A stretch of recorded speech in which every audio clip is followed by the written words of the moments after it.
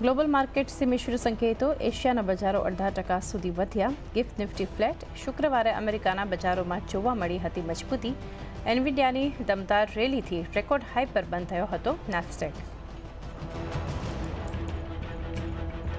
અનુમાન મુજબ રહ્યા એનટીપીસીના ચોથા ત્રિમાસિકના પરિણામ. 27% વધ્યો નફો. 7.5% રહી આવક ગ્રોથ.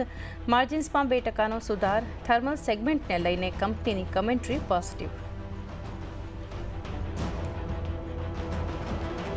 તો ડીવીએસ લેબે ચોથા ત્રિમાસિકમાં રજૂ કર્યા સારા પરિણામ. નફામાં 68%નો વધારો. આવક અને એબિટા અનુમાનથી વધુ. માર્જિન્સમાં પણ આશરે 7%નો મજબૂત ઉછાળો. તો ઓરબિંદો ફાર્માનું પ્રદર્શન પણ આશા કરતાં સારું. 122 કરોડની ખોટ હોવા છતાં 80% વધ્યો નફો. આવક અને માર્જિન્સના આંકડા પણ સારા. ગ્લેનમાર્ક ફાર્માના સુસ્ત પરિણામ. નફાના અનુમાનની સામે 1218 કરોડની ખોટમાં રહી કંપની. આવક અને માર્જિન્સ 2 થી 3%નો ગ્રોથ. ત્યાં જ આશા મુજબ રહ્યા ટોરેન્ટ ફાર્માના પરિણામ. 57% વધ્યો નફો. 24 જૂનથી સેન્સેક્સમાં વિપ્રોની જગ્યાએ અદાની પોર્ટની થશે એન્ટ્રી. અદાની પોર્ટમાં આશરે 1000 કરોડ રૂપિયાની ખરીદારીની શક્યતા. સેન્સેક્સ 50, સેન્સેક્સ નેક્સ્ટ 50, બીએસસી બેન્કેક્સ અને બીએસસી 100 ઇન્ડેક્સમાં પણ ફેરફારની ઘોષણા.